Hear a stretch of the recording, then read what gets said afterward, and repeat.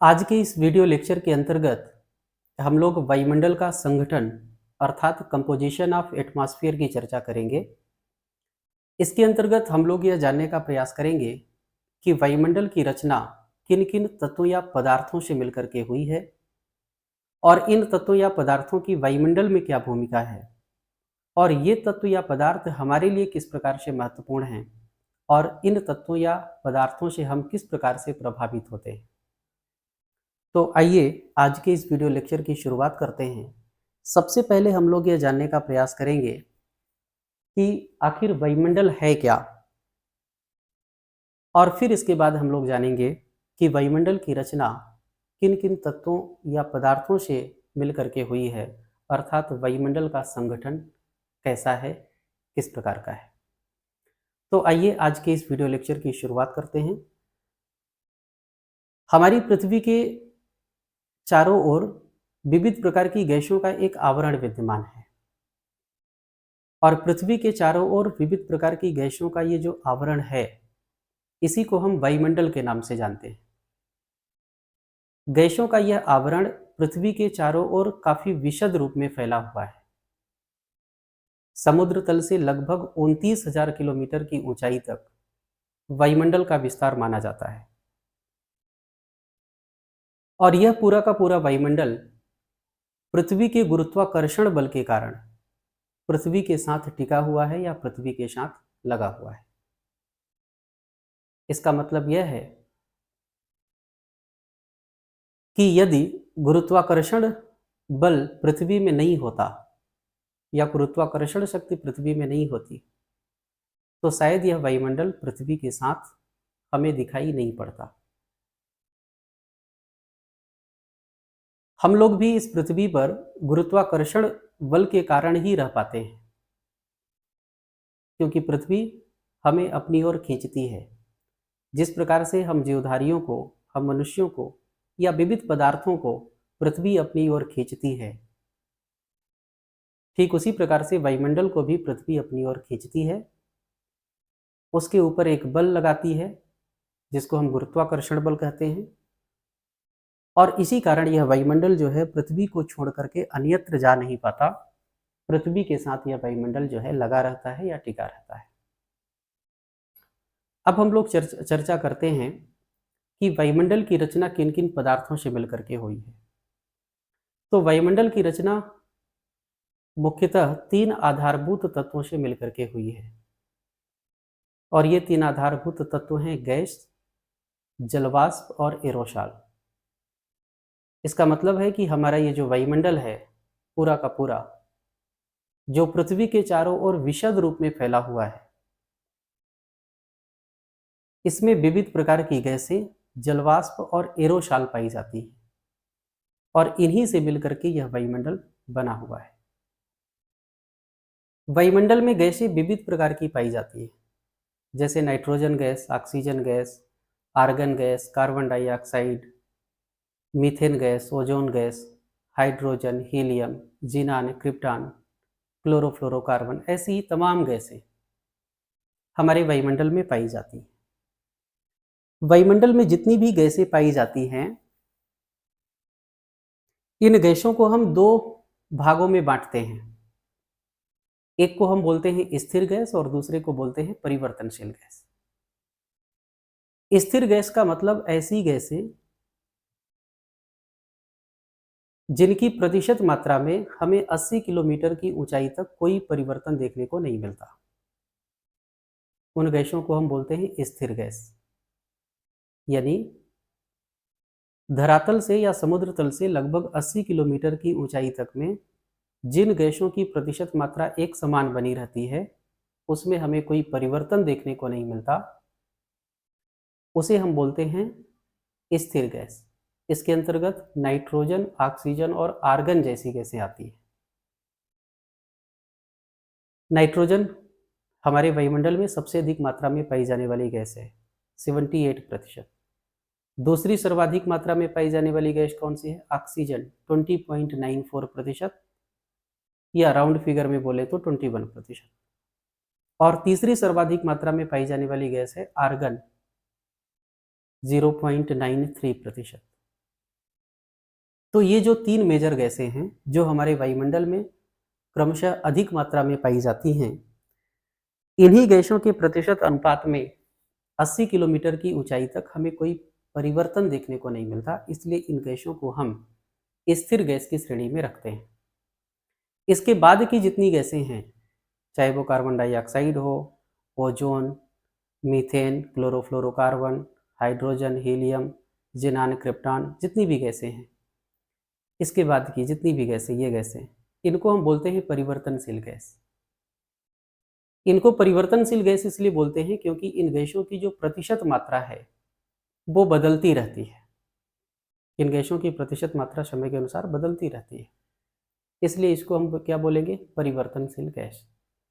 तो शायद आप ये समझ चुके हों कि हमारे वायुमंडल में जो विविध प्रकार की गैसें पाई जाती हैं, इन गैसों को हम 2 भागों में वर्गीकृत करते हैं। कुछ गैसों के समूह को हम स्थिर गैस के नाम से जानते हैं और कुछ गैसों के समूह को हम परिवर्तनशील गैस की श्रेणी में रखते हैं। कंपटीशन एग्जाम जब कभी हम देंगे तो कंपटीशन एग्जाम में वहां पर ये प्रश्न पूछा जाता है कभी कभार कि निम्नलिखित गैसों में से कौन सी गैस स्थिर है और कौन सी गैस परिवर्तनशील है, तो ये आपको पता होना चाहिए। ठीक है, अब हम लोग इन्हीं एक एक गैस के एप्लीकेशन की चर्चा करेंगे।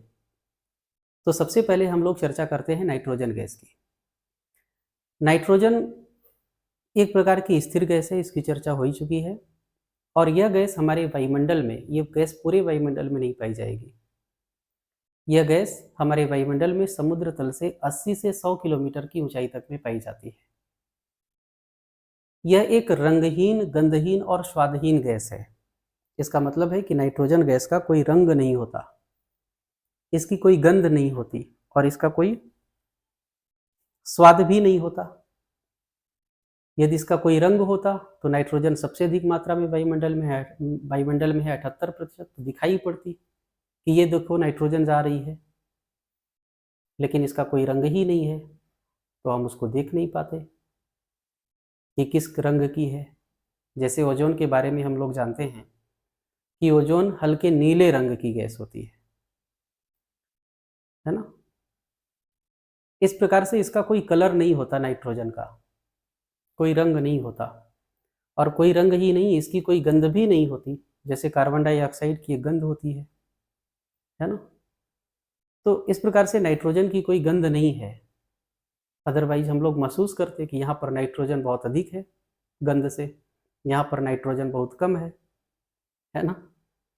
तो ऐसा तो हम लोग महसूस कर नहीं पाते कि यहाँ पर इसकी गंध ज़्यादा है, या कोई रंग हो तो हम देख करके बता दें कि यहाँ पर नाइट्रोजन की उपलब्धता ज़्यादा है या कम है। तो इसका ना कोई रंग होता है, ना कोई गंध होता है, और न ही इसका कोई स्वाद होता है। स्वाद नहीं है तो बढ़िया ही है, क्योंकि यदि खराब स्वाद होता तो हम लोग बोलते, तो जीभ के संपर्क में आता उसके स्वाद को जबरन लेना पड़ता। जब भी जीभ निकालते, जब भी मुंह खोलते, उसके स्वाद का हम लोगों को आभास हो जाता, उसके स्वाद को ले पाते अनचाहे में भी। और यदि स्वाद बढ़िया होता तो फिर शायद हम लोग इतनी बार बार जीभ निकाल करके उसको चखते कि नाइट्रोजन गैस फिर वायुमंडल में जो सबसे ज़्यादा मात्रा में थी वो पता लगा धीरे धीरे लुप्त हो जाती, उसकी प्रतिशत मात्रा जो है वो 0 हो जाती है ना। तो कुल मिलाकर के मैं आपको ये बताना चाह रहा हूँ कि जो नाइट्रोजन गैस है, इस गैस का न कोई रंग होता है, न कोई गंध होता है, और न ही कोई स्वाद होता है। इसका मतलब है कि यह एक रंगहीन, गंधहीन और स्वादहीन गैस है। नाइट्रोजन गैस की खोज जो है, कहा जाता है कि 1772 में रदरफोर्ड ने की, और रदरफोर्ड ने इस गैस को एक विशेष नाम से पुकारा, मेफ्टिक एयर। तो नाइट्रोजन को हम मेफ्टिक एयर के नाम से भी जानते हैं, और मेफ्टिक एयर का नामकरण किसने किया? रदरफोर्ड ने। ठीक है, नाइट्रोजन गैस हम जीवधारियों के लिए बहुत महत्वपूर्ण है, क्योंकि यह हम जीवधारियों में प्रोटीन निर्माण में सहायक होता है। नाइट्रोजन अमीनो एसिड्स का प्रमुख घटक है, और अमीनो एसिड्स का प्रमुख घटक होने के कारण यह हम सभी जीवधारियों में प्रोटीन निर्माण में सहायक है। दूसरी ओर नाइट्रोजन जो है वनस्पतियों की वृद्धि और विकास में भी महत्वपूर्ण भूमिका अदा करता है। नाइट्रोजन के अभाव में वनस्पतियां भी अपना वृद्धि और विकास नहीं कर पाती। लेकिन एक समस्या यहाँ पर है कि वनस्पतियां वायुमंडल से सीधे नाइट्रोजन को ग्रहण नहीं कर पाती। तो फिर वनस्पतियों को नाइट्रोजन संबंधी आवश्यकता की पूर्ति होती कहाँ से है? तो वनस्पतियां नाइट्रोजन संबंधी आवश्यकता की पूर्ति मृदा से अपनी जड़ों के माध्यम से अमोनियम नमक के रूप में प्राप्त करके करती है। वायुमंडल से सीधे एक्सेप्ट नहीं कर सकते, प्रतिशत मात्रा बहुत ज़्यादा है 78%, फिर भी वायुमंडल से उसको नहीं ले सकते। कैसे लेते हैं, कहाँ से लेते हैं? मृदा से। पौधे अपनी जड़ों के माध्यम से नाइट्रोजन को अमोनियम नमक के रूप में प्राप्त करते हैं। ठीक है। नाइट्रोजन का एक और भी बड़ा महत्वपूर्ण गुण है। नाइट्रोजन जो है ऑक्सीजन को डाइल्यूट करता है। डाइल्यूट का मतलब है तनु कर देना या पतला कर देना। और डाइल्यूट करके या तनु करके, पतला करके वह प्रज्वलन का नियमन करता है। ऑक्सीजन एक ज्वलनशील गैस है ना, तो नाइट्रोजन क्या करता है? ऑक्सीजन के साथ मिलता है और मिल करके उसको पतला करके प्रज्वलन का नियमन करता है और वायुमंडल को जलने से बचाता है। कल्पना करें यदि वायुमंडल में ऑक्सीजन की प्रतिशत मात्रा नाइट्रोजन के बराबर होती और नाइट्रोजन की प्रतिशत मात्रा ऑक्सीजन के बराबर होती, अर्थात ऑक्सीजन वायुमंडल में सबसे ज्यादा मात्रा में पाई जाती और नाइट्रोजन वायुमंडल में दूसरे नंबर में पाई जाती, तो क्या होता? तो ऐसी स्थिति में शायद पूरा का पूरा वायुमंडल जल जाता और तब पृथ्वी के चारों ओर हमें वायु का ये आवरण देखने को नहीं मिलता, क्योंकि ऑक्सीजन एक ज्वलनशील गैस है। फिर वहां पर नाइट्रोजन ऑक्सीजन को तनु या डाइल्यूट नहीं कर पाती, प्रज्वलन का नियमन नहीं कर पाती, क्योंकि ऑक्सीजन की प्रतिशत मात्रा ज़्यादा है ना। लेकिन ऐसा तो है नहीं। ऑक्सीजन की जो प्रतिशत मात्रा है वो अभी तो कम है, नाइट्रोजन की प्रतिशत मात्रा जो है वो ज़्यादा है। इसलिए हमारा वायुमंडल जो है नाइट्रोजन के कारण सेफ है। ठीक है। तो ये भी नाइट्रोजन का एक बड़ा ही महत्वपूर्ण काम है, बड़ा ही महत्वपूर्ण गुण है कि यह हमारे वायुमंडल को जलने से बचाता है और प्रज्वलन का सही तरीके से नियमन कर पाता है। ठीक है। तो बस इतनी ही बातें थी नाइट्रोजन के बारे में। शायद आप नाइट्रोजन को भली भांति सीख गए होंगे। अब हम लोग बढ़ते हैं जो दूसरी महत्वपूर्ण गैस है, ऑक्सीजन।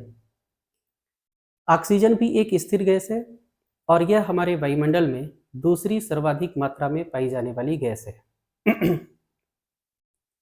वायुमंडल में इसकी जो प्रतिशत मात्रा है वह 20.94% या 21% है। ये जो ऑक्सीजन है, ऑक्सीजन का निर्माण कैसे होता है? ऑक्सीजन वायुमंडल को मिलती कहाँ से है? तो धरातल पर जो पादप हैं, जो वनस्पतियां हैं या जो पेड़ पौधे हैं और जो समुद्री फाइटोप्लैंक्टन्स हैं, वो जब प्रकाश संश्लेषण की क्रिया करते हैं तो इस क्रिया के फलस्वरूप जो है ऑक्सीजन उत्पन्न होती है या ऑक्सीजन का निर्माण होता है और इन्हीं से वायुमंडल को ऑक्सीजन की आपूर्ति होती है। तो ऑक्सीजन का निर्माण धरातल पर जितनी भी वनस्पतियां हैं और जो सागरीय फाइटोप्लैंक्टन्स हैं, जब ये प्रकाश संश्लेषण की क्रिया करते हैं तो ऐसी स्थिति में ऑक्सीजन का निर्माण होता है। ऑक्सीजन की यदि हम उपभोग की बात करें, कंजम्पशन की बात करें, तो इसका उपभोग मानव सहित सभी जंतुओं के द्वारा श्वसन क्रिया में किया जाता है। इसके अतिरिक्त जीवाश्म ईंधनों का जब हम दहन करते हैं, जीवाश्म ईंधन मतलब कोयला, पेट्रोलियम, प्राकृतिक गैस, और जब लकड़ी इत्यादि का दहन करते हैं तब ऑक्सीजन का कंजम्पशन होता है, ऑक्सीजन का उपभोग होता है। ठीक है। तो निर्माण कैसे हो रहा है और उपभोग कैसे हो रहा है, ये हमने आपको ऑक्सीजन के अंतर्गत समझाने का प्रयास किया है। बस ऑक्सीजन में इतना ही है और कुछ विशेष ऑक्सीजन के बारे में हम लोगों को यहाँ नहीं जानना है। तीसरी जो महत्वपूर्ण गैस है, स्थिर गैस है, वो है आर्गन। आर्गन एक प्रकार की अक्रिय गैस है, निष्क्रिय गैस है। आर्गन कैसी गैस है? निष्क्रिय गैस। और यह हमारे वायुमंडल में तीसरी सर्वाधिक मात्रा में पाई जाने वाली गैस है। इसकी प्रतिशत मात्रा वायुमंडल में कितनी है? 0.93%। नाइट्रोजन और ऑक्सीजन के बाद यह हमारे वायुमंडल में तीसरी सर्वाधिक मात्रा में पाई जाती है। यहाँ पर आर्गन का कोई विशेष एप्लीकेशन हम लोगों को यहाँ समझ में नहीं आता जो सीखने लायक है। तो आर्गन के बारे में केवल इतना ही है। तो हम लोगों ने जितनी स्थिर गैसें थी, 3 स्थिर गैसें नाइट्रोजन, ऑक्सीजन और आर्गन, इनको अभी हम लोगों ने पढ़ा। अब हम लोग आ जाते हैं परिवर्तनशील गैस में, और परिवर्तनशील गैस में अब हम लोग चर्चा करते हैं कार्बन डाइऑक्साइड की। सबसे पहले कार्बन डाइऑक्साइड हमारे वायुमंडल में बहुत ही कम मात्रा में 0.03% मात्रा में पाई जाती है। और इस कार्बन डाइऑक्साइड का उपयोग वनस्पतियां प्रकाश संश्लेषण की क्रिया के दौरान करती हैं। कार्बन डाइऑक्साइड एक ऐसी गैस है जो हमारे वायुमंडल में एक कंबल की भांति काम करती है, या इसको हम ग्रीन हाउस गैस के रूप में भी जानते हैं। ये कंबल की भांति क्यों काम करती है? क्यों हम बोलते हैं कि कंबल की भांति काम करती है? क्यों हम बोलते हैं कि यह ग्रीन हाउस गैस है? वो इसलिए क्योंकि कार्बन डाइऑक्साइड एक ऐसी गैस है जो सूर्य से आने वाली लघु तरंग विकिरण को तो धरातल तक आने देती है, लेकिन पृथ्वी से होने वाले पार्थिव विकिरण को बाहर नहीं जाने देती, उसको रोक लेती है। मतलब कार्बन डाइऑक्साइड कहती है कि यहाँ आता तो कोई अपनी मर्जी से है, लेकिन वो मेरी मर्जी के बगैर जा नहीं सकता। मतलब सूर्य से आया तो आने दिया, चलो चलो चलो ठीक है, पृथ्वी की ओर चलो। लेकिन जब पृथ्वी से जाने की बारी आती है सौरिक विकिरण के, पार्थिव विकिरण को, वही सौरिक विकिरण पार्थिव विकिरण के रूप में बदल करके जब पृथ्वी से वापस जाने का प्रयास करता है, तो कार्बन डाइऑक्साइड उसको रोक लेती है, कहती है नहीं, जाना नहीं है, हम जाने नहीं देंगे। तो जब पार्थिव विकिरण मतलब जो सौरिक विकिरण पृथ्वी को मिला था, अब वो पार्थिव विकिरण के रूप में बदल चुका है, दीर्घ तरंगों के रूप में बदल चुका है, और अब वह पृथ्वी को छोड़ करके जाना चाह रहा है, तो जाने नहीं दे रहा कार्बन डाइऑक्साइड। तो क्या होगा? धरातल का तापमान बढ़ जाएगा, वायुमंडल का तापमान बढ़ जाएगा। और यदि धरातल और वायुमंडल का तापमान बढ़ जाएगा तो क्या हो जाएगा? Global warming. अभी कुछ दशकों में कहा जाता है कि कार्बन डाइऑक्साइड की प्रतिशत मात्रा में 50% तक की वृद्धि हुई है, और कार्बन डाइऑक्साइड की प्रतिशत मात्रा में वृद्धि के कारण ही ये ग्लोबल वार्मिंग की समस्या हमारे सामने आ रही है, क्योंकि यह सौरिक विकिरण को तो आने देती है लेकिन वापस नहीं जाने देती। तो जैसे जैसे इसकी प्रतिशत मात्रा बढ़ती जाएगी, वैसे वैसे सौरिक विकिरण बाहर की ओर, वैसे वैसे सौरिक विकिरण धरातल की ओर तो आता है, आएगा ही जितना आता है, लेकिन पार्थिव विकिरण जो है बाहर नहीं जा पाएगा। और जब पार्थिव विकिरण नहीं जा पाएगा तो टेम्परेचर धरातल का, वायुमंडल का बढ़ जाएगा और ग्लोबल वार्मिंग की समस्या उत्पन्न हो जाएगी। मतलब इसकी अभी जो प्रतिशत मात्रा है, उतनी प्रतिशत मात्रा तक ठीक है। कार्बन डाइऑक्साइड का एक महत्वपूर्ण और अच्छा गुण यह भी है कि यह पृथ्वी के धरातल के तापमान को सम बनाए रखने में महत्वपूर्ण है। जो धरातल का एवरेज टेम्परेचर है वो लगभग 15 डिग्री सेल्सियस है। तो यदि इसकी प्रतिशत मात्रा में वृद्धि हो जाएगी तो ये जो धरातल का जो एवरेज टेम्परेचर है वो बढ़ जाएगा, ग्लोबल वार्मिंग की समस्या उत्पन्न होगी। और यदि इसकी प्रतिशत मात्रा में कमी आ जाएगी तब भी हमारे लिए समस्या है। ऐसा नहीं है कि बहुत खतरनाक ही गैस है ये, इसको वायुमंडल से निकाल करके फेंक देना ही अच्छा होगा, ऐसा नहीं है। यदि हम इसको वायुमंडल से निकाल करके फेंक देंगे, ऐसा कर पाना संभव नहीं है, लेकिन इमेजिन करें, कल्पना करें कि यदि हम वायुमंडल से कार्बन डाइऑक्साइड को निकाल करके फेंक दें, काश ऐसी शक्ति हमारे पास होती और ऐसा हम कर देते तो क्या होता? जो पृथ्वी के धरातल का औसत टेम्परेचर 15 डिग्री सेल्सियस है वो फिर कम जाता, और वो टेम्परेचर शायद माइनस में चला जाता, और दिन के समय फिर शायद सूर्य से जब एनर्जी मिलती तो पृथ्वी का टेम्परेचर अधिक होता, और रात के समय जब पृथ्वी विकिरण करती, रेडिएशन करती, पार्थिव विकिरण करती, तो पार्थिव विकिरण के दौरान जितनी भी एनर्जी सूर्य से मिली थी वो जल्दी से बाहर चली जाती, क्योंकि उस पार्थिव विकिरण को रोकने के लिए अब कार्बन डाइऑक्साइड वायुमंडल में मौजूद है नहीं, तो जल्दी जल्दी पार्थिव विकिरण हो जाएगा।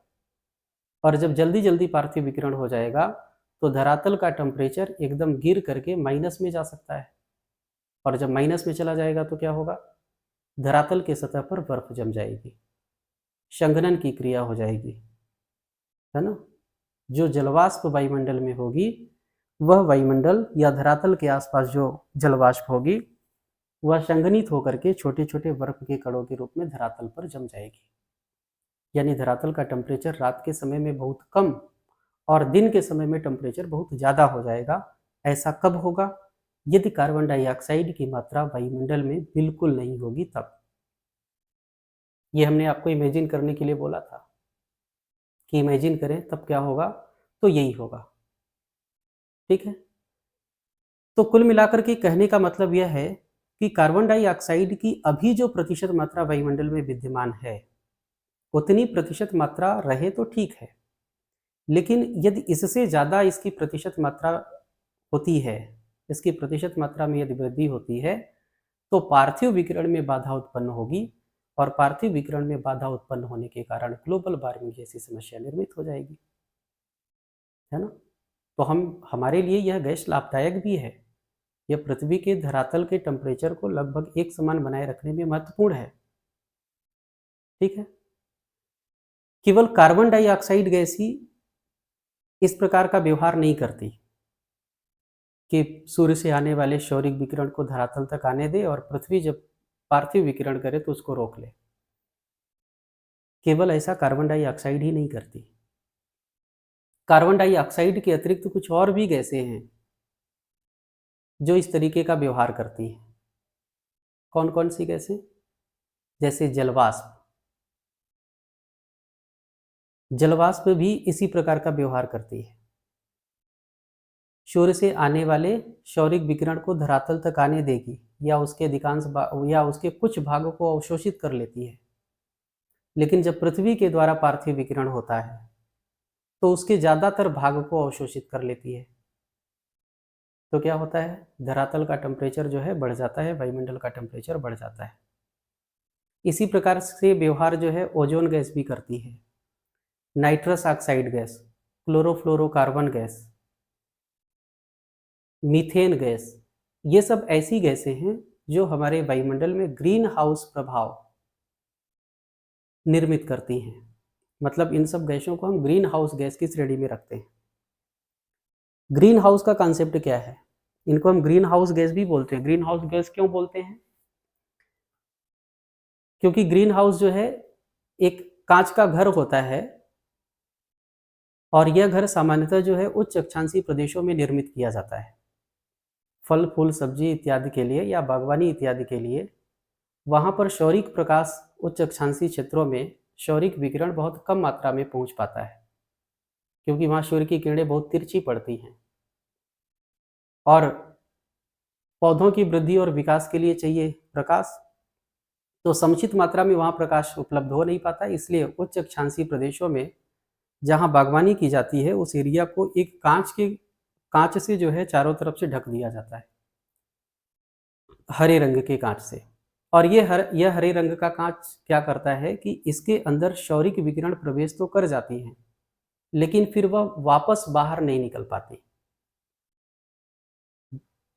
कांच का घर ये ऐसा होता है कि जिसमें सौरिक विकिरण प्रवेश कर जाती है लेकिन फिर वापस नहीं जा पाती। जब वापस नहीं जा पाएंगी तो जो कुछ मिल रहा है सौरिक विकिरण थोड़ी बहुत मात्रा में, वो पूरा का पूरा उस कांच के घर के अंदर ही रहेगा, और इसका उपयोग उस कांच के घर के अंदर जो वनस्पतियां हैं उसका उपयोग करके अपना वृद्धि और विकास कर पाएंगी।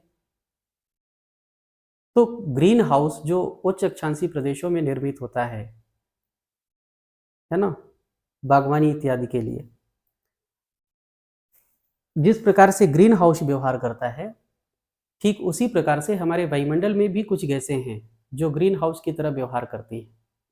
तो carbon dioxide green house gas है, इसी तरह व्यवहार करती है। यह सूर्य से आने वाले सौरिक विकिरण को आने देती है, लेकिन पृथ्वी के द्वारा होने वाले विकिरण को नहीं जाने देती। इसी प्रकार से जलवाष्प भी एक ग्रीन हाउस गैस है। यह भी सूर्य से आने वाले सौरिक विकिरण को धरातल तक आने देती है, लेकिन पृथ्वी से होने वाले विकिरण को नहीं जाने देती। नाइट्रस ऑक्साइड भी एक जो है ग्रीन हाउस गैस है, क्योंकि यह भी सौरिक विकिरण को धरातल तक आने देती है, लेकिन पार्थिव विकिरण को वापस नहीं जाने देती। इसी प्रकार से मीथेन और क्लोरोफ्लोरोकार्बन जैसी गैसें भी ग्रीन हाउस गैस के रूप में व्यवहार करती हैं। ठीक है, तो कभी कभार एग्जामिनेशन में पूछ लिया जाता है, परीक्षा में पूछ लिया जाता है, अक्सर ये प्रश्न आता है कि निम्नलिखित गैसों में से कौन सी गैस ग्रीन हाउस गैस के रूप में व्यवहार करती है, या कौन सी गैस ग्रीन हाउस गैस नहीं है।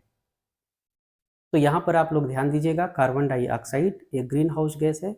इसी प्रकार से मीथेन, क्लोरोफ्लोरोकार्बन, ओजोन भी एक ग्रीन हाउस गैस है, और नाइट्रस ऑक्साइड, ये सब गैसें जो हैं ग्रीन हाउस गैस के रूप में व्यवहार करती हैं।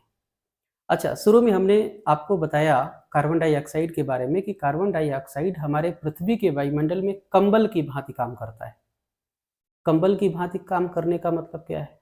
इसका भी मतलब वही है, ऐसी गैस जो सौरिक विकिरण को धरातल तक आने दे लेकिन वापस पार्थिव विकिरण को न जाने दे, उसको हम बोलेंगे कि यह गैस कंबल की भांति काम करती है। ठीक है, मतलब यह एनर्जी जो पृथ्वी की है उसको वापस नहीं जाने देगी, उसको रोक लेती है। इसीलिए हम बोलते हैं कि यह गैस हमारे वायुमंडल में एक कंबल की भांति काम करती है। ओके, तो कार्बन डाइऑक्साइड का जो है यही एप्लीकेशन है। कार्बन डाइऑक्साइड जो है वनस्पतियों के लिए तो आवश्यक है ही, क्योंकि यह प्रकाश संश्लेषण की क्रिया के द्वारा वनस्पतियों के द्वारा उपयोग में लाई जाती है। इसके अतिरिक्त यह गैस जो है पृथ्वी के वायुमंडल के तापमान को सम बनाए रखने में महत्वपूर्ण भूमिका अदा करती है। क्योंकि यदि यह गैस नहीं होगी तो दिन के समय पृथ्वी का टेम्परेचर बहुत ज़्यादा हो जाएगा और रात के समय पृथ्वी का टेम्परेचर गिर करके माइनस में जा सकता है। तब जो है ग्लोबल कूलिंग जैसी स्थिति निर्मित हो जाएगी। मतलब रात के समय कूलिंग पूरी सतह पर, पृथ्वी की पूरी सतह पर हर जगह बर्फ ही बर्फ विद्यमान होगी। ठीक है, लेकिन यदि इसकी प्रतिशत मात्रा में वृद्धि हो जाए तो बड़ा खतरनाक है, ग्लोबल वार्मिंग की समस्या निर्मित हो जाती है। मतलब इसकी एक निश्चित प्रतिशत मात्रा वायुमंडल में बनी रहनी चाहिए, जो अभी प्रतिशत मात्रा है। इससे ज़्यादा यदि प्रतिशत मात्रा होगी तो फिर यह हमारे लिए घातक होगी। ठीक, अब हम लोग चर्चा करते हैं ओजोन की। ओजोन भी एक परिवर्तनशील गैस है।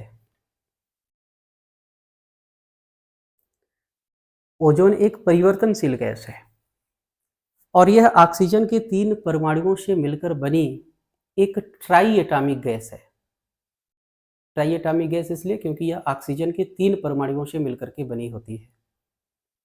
और यह गैस जो है, ये ओजोन गैस जो है, यह हल्के नीले रंग की होती है। इसका रंग होता है, और रंग क्या है? हल्का नीला रंग। इसकी गंध भी होती है, गंध इसकी तीखी होती है, तीक्ष्ण गंध होती है, और प्रबल ऑक्सीकारक होती है। जहां भी ऑक्सीजन मिलती है चपक जाती है, मतलब अभिक्रिया कर लेती है ना। तो यह ऑक्सीजन के 3 परमाणुओं से मिलकर के बनी एक ट्राई एटॉमिक गैस है, जो नीले रंग की होती है, तीक्ष्ण गंध वाली होती है और प्रबल ऑक्सीकारक गैस होती है। अर्थात जहां भी ऑक्सीजन मिलती है उससे अभिक्रिया कर लेती है और ओजोन का निर्माण हो जाता है।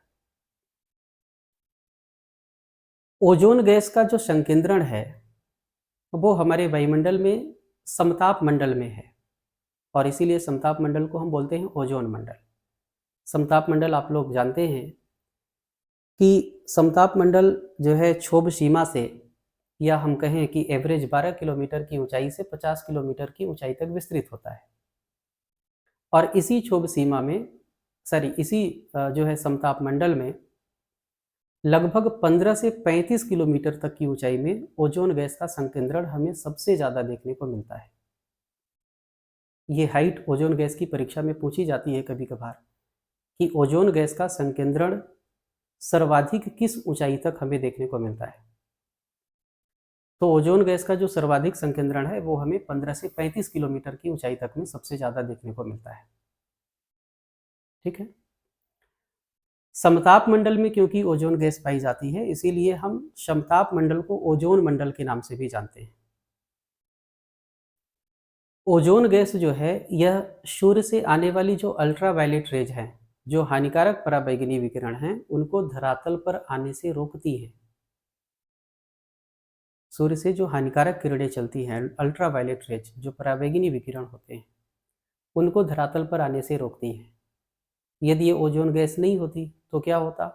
वो अल्ट्रावायलेट रेज, जो घातक किरणें हैं, पराबैंगनी किरणें, वो सतह तक आती, और सतह तक आती तो हम जीवधारियों के शरीर में तमाम प्रकार की बीमारियों को जन्म देती, कैंसर जैसी तमाम बीमारी, और फिर शायद इस पृथ्वी पर जीवन संभव नहीं हो पाता। और केवल इतना ही नहीं, अभी क्या है, ओजोन गैस वो हानिकारक पराबैंगनी विकिरण को अवशोषित कर लेती है, उन्हें धरातल तक आने से रोकती है, तो वो विकिरण धरातल तक नहीं आ पाता। लेकिन यदि वो विकिरण धरातल तक आता तो टेम्परेचर में भी वृद्धि हो जाती, तमाम प्रकार की बीमारियां तो उत्पन्न होती ही घातक पराबैंगनी विकिरण से, साथ ही साथ जो धरातल का टेम्परेचर है वह भी ज़्यादा होता है। तो ओजोन गैस उन घातक पराबैंगनी विकिरणों को धरातल तक आने से रोकती है, इसीलिए हम ओजोन गैस को पृथ्वी का सुरक्षा कवच कहते हैं। ओजोन गैस को हम जीवन रक्षक परत के नाम से भी जानते हैं, और इसे पृथ्वी की छतरी भी कहा जाता है। ध्यान दीजिएगा, अभी ये प्रश्न नहीं पूछा गया है, पृथ्वी की छतरी किस गैस को कहते हैं। ये प्रश्न पूछा जा सकता है, पृथ्वी की छतरी किसे कहते हैं? ओजोन गैस को। इसको हम जीवन रक्षक परत भी बोलते हैं, इसको हम पृथ्वी का सुरक्षा कवच भी कहते हैं। ठीक है। तो ओजोन के बारे में हम लोगों को केवल इतना ही जानना है। अच्छा, ये ओजोन गैस में जो क्षरण हो रहा है, इस पर भी थोड़ी सी चर्चा कर लें। ओजोन गैस में होने वाले क्षरण के लिए कौन जिम्मेदार है? ओजोन गैस में होने वाले क्षरण के लिए जिम्मेदार होती है क्लोरोफ्लोरोकार्बन गैस, CFC। कई बार परीक्षाओं में पूछा गया है, यूजीसी नेट में कई बार इस प्रश्न को पूछा गया है कि ओजोन क्षरण के लिए मुख्य रूप से कौन सी गैस जिम्मेदार होती है? CFC, chlorofluorocarbon. इसके अतिरिक्त जो नाइट्रस ऑक्साइड होती है वह भी ओजोन क्षरण के लिए जिम्मेदार होती है, लेकिन सबसे ज़्यादा कौन होती है? Chlorofluorocarbon, CFC। ओजोन परत की कुछ मोटाई होती है, ओजोन परत की मोटाई का मापन किस में किया जाता है? डाप्सन। इसको भी एग्जामिनेशन में पूछा गया है, तो ध्यान रखिएगा, ओजोन परत की मोटाई का मापन हम किस में करते हैं? डाप्सन के रूप में करते हैं, डाप्सन से करते हैं। ठीक है। और प्रतिवर्ष 16 सितंबर को अंतर्राष्ट्रीय ओजोन दिवस मनाया जाता है। ये भी कभी कभार पूछ लिया जाता है कि अंतर्राष्ट्रीय ओजोन दिवस कब मनाया जाता है? 16 सितंबर को, है ना।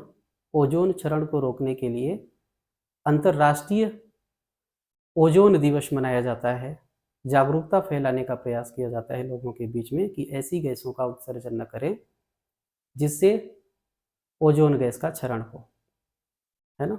तो 16 सितंबर को हम प्रतिवर्ष अंतर्राष्ट्रीय ओजोन दिवस के रूप में मनाते हैं।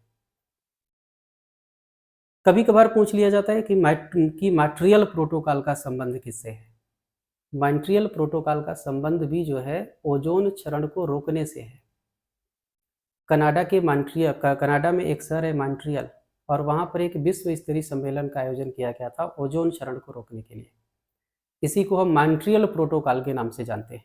तो कभी कभार परीक्षा में पूछा जाता है कि मॉन्ट्रियल प्रोटोकॉल किससे संबंधित है? तो किससे संबंधित है? ओजोन क्षरण से संबंधित है। ओजोन क्षरण को रोकने के लिए एक विश्व स्तरीय सम्मेलन वहाँ पर कनाडा के मॉन्ट्रियल शहर में बुलाया गया था, शायद 1987 में। ठीक है। तो ओजोन के बारे में बस इतना ही। परिवर्तनशील गैस के अंतर्गत हम लोग केवल इन्हीं दो गैसों के बारे में जानेंगे, इन्हीं दो गैसों की स्टडी करते हैं, कार्बन डाइऑक्साइड और ओजोन। ये मीथेन गैस के बारे में हमने आपको बता दिया कि मीथेन गैस भी हमारे वायुमंडल में जो है ग्रीन हाउस गैस के रूप में काम करती है। यह सूर्य से आने वाले सौरिक विकिरण को धरातल तक आने देती है, लेकिन पार्थिव विकिरण को बाहर नहीं जाने देती। है ना? तो ये मीथेन गैस हो गई। हाइड्रोजन और हीलियम गैसें जो हैं और ये ज़ेनान और क्रिप्टॉन जैसे ये वायुमंडल में अत्यधिक ऊँचाई तक पाई जाती हैं। ये सामान्यतः हल्की गैसें होती हैं। ठीक है? अब इसके बाद हम लोग चर्चा कर लेते हैं जल वाष्प की। ठीक? ये गैसों की स्टडी आपने पूरी कर ली। गैसों में हम लोगों ने स्थिर गैस के बारे में नाइट्रोजन को पढ़ा, ऑक्सीजन को पढ़ा, आर्गन को पढ़ा और इसी प्रकार से परिवर्तनशील गैस में हमने कार्बन डाइऑक्साइड और ओजोन की डिटेल में चर्चा की। अब हम लोग दूसरी एक गैस की चर्चा करते हैं जिसका नाम है जलवाष्प। जलवाष्प क्या है? जलवाष्प वास्तव में जल का एक गैसीय रूप है। जल के गैसीय रूप को हम क्या बोलते हैं? जलवाष्प। जल हमारी पृथ्वी पर हमें 3 रूपों में देखने को मिलता है। एक तो तरल रूप में देखने को मिलता है जिसे हम जल या पानी के नाम से जानते हैं, है ना? महासागरों में, नदियों में, झीलों में, भूमि के धरातल के अंदर भूमिगत जल को भी हम प्राप्त करते हैं तरल अवस्था। और ये जो जल है वो हमें ठोस रूप में भी देखने को मिलता है। ध्रुवीय क्षेत्रों में चले जाइए, ग्लेशियर के रूप में देखने को मिलता है ना? महासागरों के ऊपर, नदियों के ऊपर, स्थलों के ऊपर, जहाँ पर टेम्परेचर कम होता है। ठीक है? इसी प्रकार से पर्वतों के ऊपर भी हमें जल देखने को मिलता है, ग्लेशियर के फॉर्म में होता है। तो ठोस अवस्था में भी जल का रूप होता है। और जल का जो तीसरा रूप है वह क्या है? जलवाष्प। गैसीय रूप में भी जल मौजूद होता है। और जब जल गैसीय रूप में हो जाता है तो उसी को हम बोलते हैं जलवाष्प। यानी जल का गैसीय रूप ही क्या कहलाता है? जलवाष्प कहलाता है कि नहीं? अब ये जो जलवाष्प है यह हमारे वायुमंडल में निचले वाले भाग में पाया जाता है। वायुमंडल में जितनी भी जलवाष्प है उस पूरी जलवाष्प का कहा जाता है कि अकेले 90% भाग धरातल से 5 किलोमीटर की ऊंचाई तक में केंद्रित होता है। मतलब जितनी भी वायुमंडल में जलवाष्प है उस पूरी जलवाष्प का अकेले 90% भाग 5 किलोमीटर की ऊंचाई तक में संकेंद्रित है। इसका मतलब तो यही हुआ कि जलवाष्प ज़्यादातर जो है निचले वायुमंडल में ही पाई जाती है। और निचले वायुमंडल में भी कहाँ? वायुमंडल की जो सबसे निचली परत है जिसको हम क्षोभ मंडल के नाम से जानते हैं उसमें पाई जाती है। ठीक है? वैज्ञानिक अनुमान के एक वैज्ञानिक अनुमान के अनुसार कहा जाता है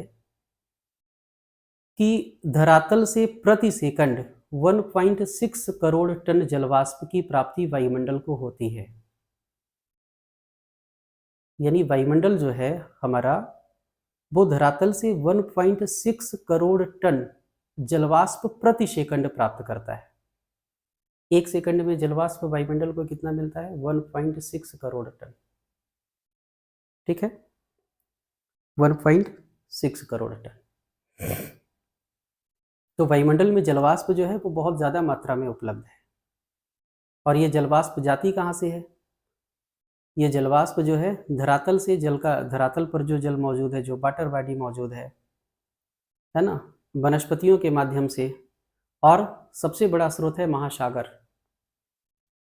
महासागरों में जो जल मौजूद है यह जल जो है तापमान के कारण, तापमान जब अधिक होता है तो बाष्पीकृत होता है और बाष्पीकृत होकर के वायुमंडल में जो है जलवाष्प के रूप में मौजूद हो जाता है, वायुमंडल में जलवाष्प के रूप में पहुंच जाता है। ठीक है? जो ध्रुवीय प्रदेश होते हैं, ध्रुवीय प्रदेशों में क्योंकि टेम्परेचर कम होता है, जलवाष्प का संबंध जो है सीधा टेम्परेचर से है। जहाँ पर टेम्परेचर ज़्यादा होगा वहाँ पर वायुमंडल में जलवाष्प भी अधिक होगी और जहाँ पर टेम्परेचर सामान्यतः कम होगा वहाँ वायुमंडल में जलवाष्प भी कम होगी।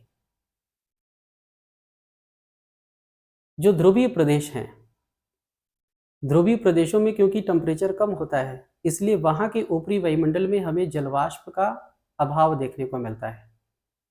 और यदि वायुमंडल में अर्थात वायु में जलवाष्प की मात्रा कम होगी या जलवाष्प की मात्रा नहीं होगी तो उसको हम क्या बोलेंगे? शुष्क एयर, शुष्क वायु, ड्राई एयर। तो ध्रुवीय प्रदेशों में कहा जाता है कि वायुमंडल में जलवाष्प की मात्रा जो है वो 0.02% होती है। और भूमध्यरेखीय प्रदेश की चर्चा करें, भूमध्यरेखीय प्रदेश में जहाँ टेम्परेचर ज़्यादा होता है वहाँ के ऊपरी वायुमंडल में आर्द्रता वहाँ के ऊपरी वायुमंडल में जो जलवाष्प है उसकी मात्रा लगभग 5% तक होती है। तो वहाँ पर जलवाष्प कहाँ पर? भूमध्य रेखा के आसपास। वायुमंडल में जलवाष्प ज़्यादा है, उसकी प्रतिशत मात्रा कितनी है? 5%। और ध्रुवीय प्रदेशों में जो वायु होती है उसमें जलवाष्प की मात्रा है 0.02%। इसका मतलब यह हुआ कि यदि हम ध्रुवीय प्रदेशों से क्षैतिज रूप में भूमध्य रेखा की ओर बढ़ें तो ऐसी स्थिति में वायुमंडल में हमें जलवाष्प में वृद्धि देखने को मिलेगी या जलवाष्प की मात्रा जो है वायुमंडल में बढ़ती जाएगी। और इसके विपरीत यदि हम भूमध्य रेखा से ध्रुवों की ओर जाएं तो हम पाएंगे कि वायुमंडल में जलवाष्प की मात्रा जो है वो घटती जा रही है। हमारे वायुमंडल में जितनी भी जलवाष्प मौजूद है, भारी मात्रा में जलवाष्प मौजूद है। अभी एक आंकड़ा हमने बताया, एक जो है वैज्ञानिकों का अनुमान है कि धरातल से प्रति सेकंड 1.6 करोड़ टन जलवाष्प वायुमंडल को प्राप्त होता है। और ये पूरा का पूरा वायुमंडल, ज़्यादातर वायुमंडल जो है वो वायुमंडल के निचले वाले भाग में धरातल से 5 किलोमीटर की ऊंचाई तक में विस्तृत है। इमेजिन करें कि यदि वायुमंडल में जितनी भी जलवाष्प मौजूद है उस पूरी जलवाष्प को यदि संघनित कर दिया जाए एक साथ तो क्या होगा? यदि एक साथ पूरे जलवाष्प को संघनित कर दिया जाए तो धरातल पर लगभग 2.5 सेंटीमीटर या 2.5 सेंटीमीटर मोटी जल की परत निर्मित हो जाएगी। मतलब वायुमंडल में जल जो है गैसीय अवस्था में बहुत ज़्यादा मात्रा में विद्यमान है। इसके माध्यम से मैं केवल आपको यही बताना चाहता हूँ कि यदि पूरे जलवाष्प को यदि एक साथ संघनित कर दिया जाए तो कहा जाता है कि धरातल पर जल की एक परत बन जाएगी और यह परत जो है 2.5 सेंटीमीटर मोटी हो सकती है पूरे धरातल पर, है ना। और यदि पूरे धरातल पर 2.5 सेंटीमीटर जल की मोटी परत बन जाएगी तो तमाम स्थलीय भाग भी फिर डूब जाएंगे, है ना। मतलब वायुमंडल में जलवाष्प की मात्रा ज़्यादा है और ऋतु के अनुसार इसकी मात्रा वायुमंडल में, जैसे ग्रीष्म ऋतु जब आती है तो ग्रीष्म ऋतु में जहाँ ग्रीष्म ऋतु होगी वहाँ उसके ऊपरी वायुमंडल में जलवाष्प की मात्रा ज़्यादा होती है। जैसे हम लोगों के यहाँ जून जुलाई के महीने में बाष्पीकरण की क्रिया अधिक होती है, वायुमंडल में जलवाष्प की मात्रा ज़्यादा होती है ना। और वायुमंडल में जब ये जलवाष्प मिल जाता है तो उसी को तो हम बोलते हैं आर्द्रता या ह्यूमिडिटी। ये जो जलवाष्प है जब वायु में जाकर के मिल जाती है तो उसी को हम क्या बोलते हैं? ह्यूमिडिटी या आर्द्रता। तो जलवाष्प या आर्द्रता एक ही बात है। और आर्द्रता या जलवाष्प की मात्रा हमारे वायुमंडल में सबसे ज़्यादा कब होती है? जून जुलाई के महीनों में, जब टेम्परेचर ज़्यादा होता है। ठीक है। अच्छा, ये जो जलवाष्प है यह संघनन की क्रिया के लिए और वर्षण के लिए जिम्मेदार है। यदि वायुमंडल में जलवाष्प नहीं होती तो संघनन के विविध रूप हमको देखने को नहीं मिलते। संघनन के विविध रूप का मतलब, जैसे बादल जो है संघनन का रूप है, ओस संघनन का रूप है, कोहरा, पाला, हिमपात, ये सब संघनन के रूप हैं। और केवल संघनन ही नहीं, वर्षण, जो जल वर्षा होती है, जो हिमपात होता है, ये भी इस जलवाष्प के कारण ही पृथ्वी पर संभव है। और ये जलवाष्प कहाँ से मिलती है? जलवाष्प मिलती है धरातल से, और सबसे ज़्यादा कहाँ से मिलती है? सबसे ज़्यादा मिलती है समुद्रों से। क्योंकि आप जानते हैं कि हमारी पृथ्वी के 71% भाग पर, 71% भाग पर अकेले जल का विस्तार है, जलमंडल है ना। तो यहाँ से वाष्पीकरण तो निरंतर होता रहता है और भारी मात्रा में वायुमंडल को जलवाष्प मिलती रहती है। कभी आपके दिमाग में शायद प्रश्न आया हो कि प्रभु आपने ये क्या बनाया है? पृथ्वी के ज़्यादातर हिस्से पर स्थल बना दिए होते, कम हिस्से पर जल बनाते तो क्या हो जाता, है ना। यदि पृथ्वी के 71% भाग पर जल नहीं होता तो वायुमंडल को ये जो जलवाष्प प्रति सेकंड 1.6 करोड़ टन मिल रहा है वो नहीं मिल पाता। और यदि जलवाष्प नहीं मिल पाता तो संघनन के जो विविध रूप हैं और जो वर्षण है, जैसे जल वर्षा, ओलापात, हिमपात, ये घटनाएं भी फिर घटित नहीं हो पाती, यानी संघनन की क्रिया नहीं होती, बादल नहीं बनता, वर्षा नहीं होती, है ना, कोहरा और ओस जैसी घटना ये जो है घटित नहीं होती। तो ऐसी स्थिति में पृथ्वी पर जीवन कैसे संभव होता? नहीं होता। तो कुल मिलाकर के पृथ्वी के ज्यादातर हिस्से पर जल का होना जरूरी है ना। यद्यपि हमको रहने के लिए जगह कम पड़ रहा है, पॉपुलेशन बढ़ती जा रही है, लेकिन ये हमारी कमी है। ईश्वर ने तो इस पृथ्वी की रचना, इस पूरे वायुमंडल की रचना बहुत सोच समझ के की है और हमारे लिए ही की है। लेकिन हम क्या करते हैं, इसमें तमाम इतना ज़्यादा छेड़छाड़ कर देते हैं कि फिर उसका परिणाम जो है बुरे रूप में हमें भुगतना पड़ता है। ठीक है। तो जो संघनन है और संघनन के जो विविध रूप हैं, उसके लिए ये जलवाष्प जो है बड़ी बड़ी जो है महत्वपूर्ण होती है। यदि ये वायुमंडल में नहीं होगी, यदि वायुमंडल में जलवाष्प की मात्रा कम होगी, तो ऐसी स्थिति में वहाँ पर संघनन की क्रिया नहीं होगी, बादल नहीं बनेगा और वर्षा नहीं होगी। साथ ही साथ पाला, हिमपात, ओस, कोहरा और कुहासा जैसी जो घटनाएं हैं वो भी घटित नहीं होंगी। ठीक है। पृथ्वी पर थोड़ा सा और सुन लें। पृथ्वी पर जो मरुस्थलीय प्रदेश होते हैं, मरुस्थलीय प्रदेशों में सामान्यतः वर्षा नहीं होती ना। वहाँ पर वर्षा इसीलिए नहीं होती है क्योंकि वहाँ पर ऊपरी वायुमंडल में बादलों का अभाव होता है, वहाँ जलवाष्प है ही नहीं, है ना। ऊपरी वायुमंडल में वहाँ जलवाष्प मौजूद ही नहीं है क्योंकि वहाँ पर कोई वाटर बॉडी है नहीं। और उसकी ऐसी भौगोलिक स्थिति है, मरुस्थल बनने का कारण केवल वहाँ पर वर्षा वर्षा केवल जलवाष्प का होना नहीं है, और भी ढेर सारे कारण हैं, आगे हम लोग चर्चा करेंगे। लेकिन इन कारणों में भी, में तमाम कारणों में एक ये जो कारण है, इसकी भी, ये भी एक उत्तरदायी कारण है कि क्योंकि वहाँ पर कोई वाटर बॉडी होती नहीं है, इसलिए ऊपरी वायुमंडल में वहाँ जलवाष्प का अभाव होता है, और जलवाष्प का अभाव होता है इसलिए वहाँ पर वर्षा नहीं होती। यद्यपि ये बहुत अच्छा लॉजिक नहीं है, लेकिन मरुस्थलीय प्रदेशों में वर्षा क्यों नहीं होती, इसकी चर्चा आगे हम लोग करेंगे क्लाइमेटोलॉजी में ही। ठीक है। तो जलवाष्प के अंतर्गत बस इतनी ही बातें हैं। शायद जलवाष्प के बारे में आप समझ गए हों। एक बार मैं फिर से जल्दी से बता देता हूँ आपको कि जल का जो गैसीय रूप होता है उसी को हम जलवाष्प के नाम से जानते हैं, और यह जलवाष्प जो है हमारे वायुमंडल में लगभग हमारे वायुमंडल के निचले भाग में सामान्यतः क्षोभ मंडल में पाई जाती है, और पूरे क्षोभ मंडल में भी नहीं, बल्कि क्षोभ मंडल के निचले भाग में जलवाष्प का संकेंद्रण सबसे ज़्यादा होता है। वायुमंडल में जितनी भी जलवाष्प होती है उसका अकेले 90% भाग क्षोभ मंडल में समाहित होता है, यानी केवल 10% जलवाष्प ही 5 किलोमीटर के ऊपर पाई जाती है। ठीक है। क्षोभ मंडल में ये जो जलवाष्प है,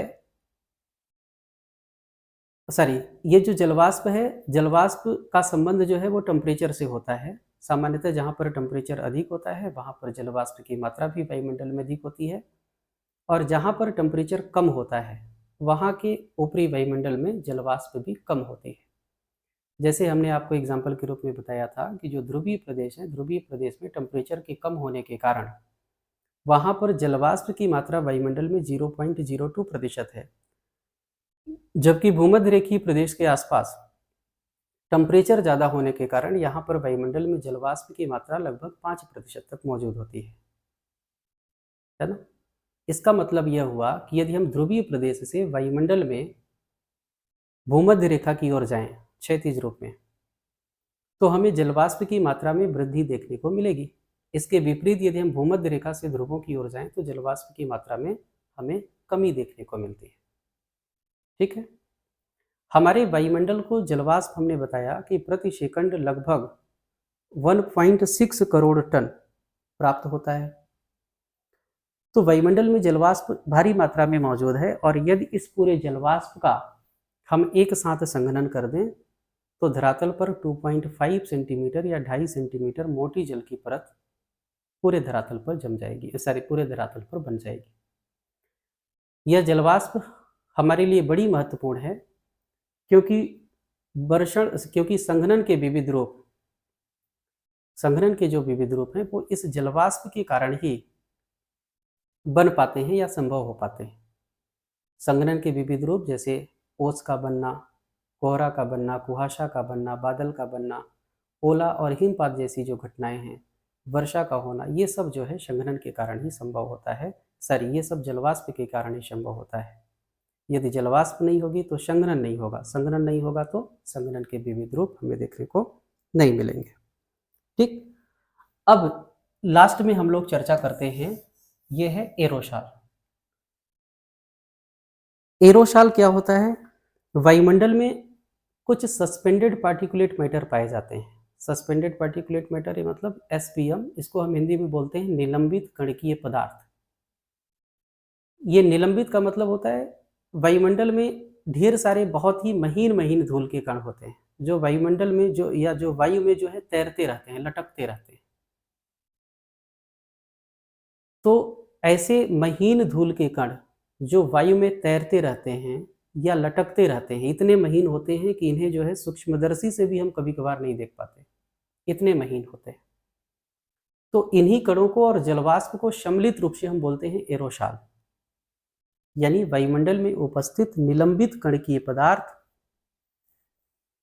और तरल बूंदों को, तरल बूंद, लिक्विड ड्रॉपलेट जो होते हैं, इनको हम सम्मिलित रूप से बोलते हैं एरोसॉल।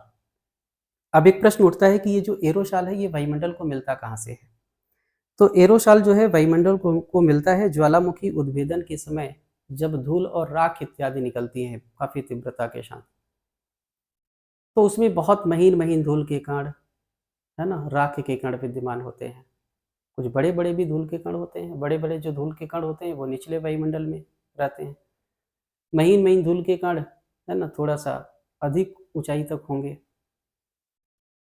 ठीक है, इसी प्रकार से जूते हुए खेतों से उड़ाए गए धूल के कण, रेगिस्तानों से उड़ाए गए रेत के कण, है ना, और धूल और उद्योगों से जो निकलता है धुआं और कालिख, ये सब जो है इनके माध्यम से वायुमंडल में सस्पेंडेड पार्टिकुलेट मैटर या निलंबित कणकीय पदार्थ की आपूर्ति होती रहती है। ये निलंबित कणकीय पदार्थ भी हमारे लिए बहुत महत्वपूर्ण है।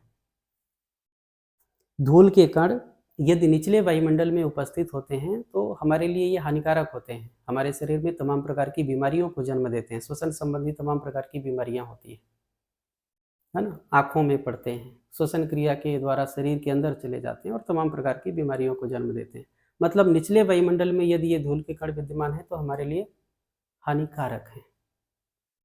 लेकिन यही धूल के कण यदि ऊपरी वायुमंडल में हो तो ये हमारे लिए थोड़ा सा लाभप्रद हो जाते हैं। क्यों लाभप्रद हो जाते हैं? क्योंकि धूल कण जो है वो आर्द्रताग्राही नाभिक के रूप में काम करते हैं। जो सस्पेंडेड पार्टिकुलेट मैटर होते हैं, जो महीन महीन धूल के कण हैं, ये क्या करते हैं? आर्द्रताग्राही नाभिक की ओर आर्द्रताग्राही नाभिक के रूप में काम करते हैं। ये जलवाष्प को या आर्द्रता को अपनी ओर खींचते हैं, उनको एक प्लेटफॉर्म प्रदान करते हैं घनीभूत होने के लिए, संघनित होने के लिए। अभी हम लोगों ने जिस जलवाष्प की चर्चा किया, यह जलवाष्प क्या है? जल का गैसीय रूप जो वायुमंडल में मौजूद है। यही जल का गैसीय रूप जब अपने गैसीय रूप को छोड़ करके तरल रूप में बदल जाता है तो उसको हम क्या बोलते हैं? संघनन।